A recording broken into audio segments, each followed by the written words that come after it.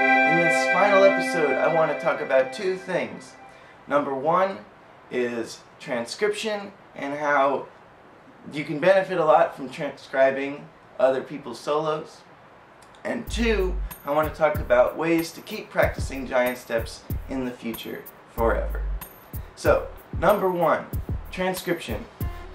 The argument against it is that when you transcribe other people, you steal their licks and you start to sound like them, and you don't get to develop your own voice as much because you're playing other people's licks.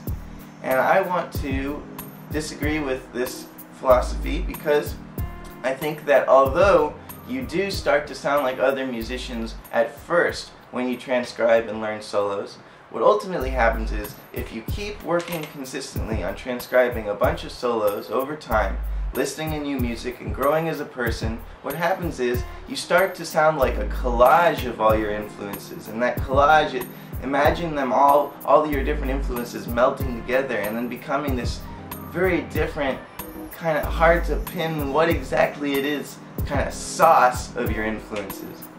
And I think that is what musicians are, is we are unique in that all of the things that influence us throughout our lives, music and non-music, anything, our parents, our friends, all the things that influence us come out in our playing or in our music in some ways, subconsciously, consciously. And so I believe that if you transcribe a lot of musicians and experience a lot of life and listen to lots of different music, although you might sound like those things individually for a while, eventually it comes together and you form your own voice as a result of that. That's why a lot of people in high school really just sound like the guitarist they listen to. Like I always sounded a lot like Steve Vai, but you start to not sound like your hero guitarist as you continue to work on music, and it's a very natural process, I believe, as long as you consistently explore new music and keep an open mind. So, I'm going to attach links to some great solos and great giant steps performances that I've found on the internet below this video so that you can try transcribing or copying some of the licks and performances in these solos. They're fast, and so it's a difficult thing to transcribe, but it's worth taking the effort and the time to figure out just what some of these licks are and what are these guys doing that you like, that you want to do. Ask yourself that question and then find the answer by transcribing. Secondly, I want to talk about practicing into the future. So, I've provided you with a backing track for learning giant steps and playing over it. It was slow and steady, and I've gradually sped it up. Today I've got the 240 beats per minute version of it, the full speed version. But just one backing track is not enough, because my backing track is electronic and straight, and it has the beat on 2 and 4, but it's got like a, very like rock techno kind of feel.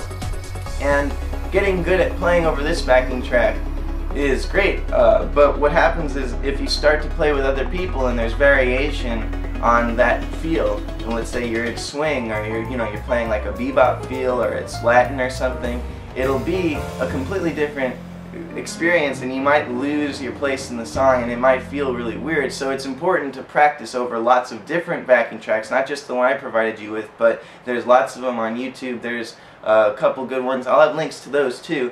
You can just practice to those backing tracks in addition to mine, so that way you get used to playing giant steps with different feels.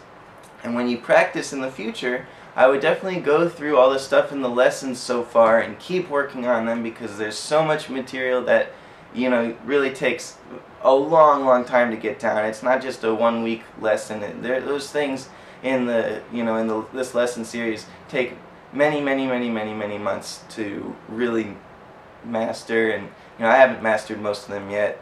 And I think that just the process of mastering giant steps, it's a long process. But we can make peace with that fact because we know it'll get us better at music and it's fun.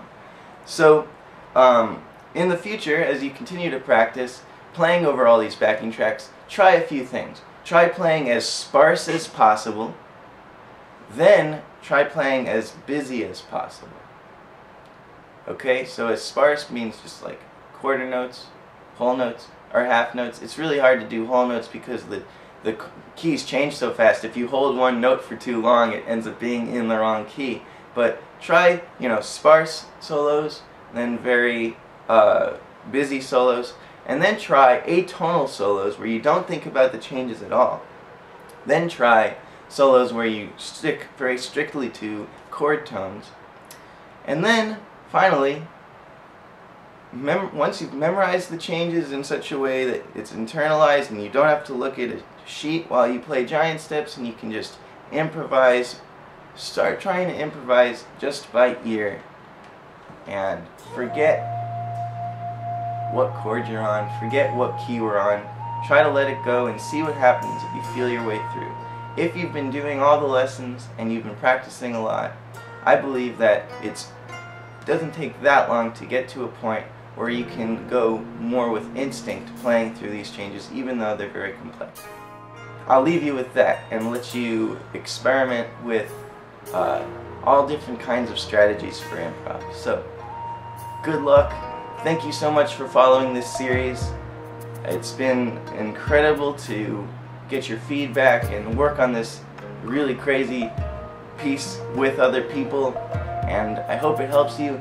Feel free to email me at benlevinmusic@gmail.com for lessons or if you have questions, and I love to answer questions and I love to give Skype lessons and in-person lessons. So thank you so much for following along, and I'm going to keep releasing Dr. Levin material. I'm just not sure what it'll be yet.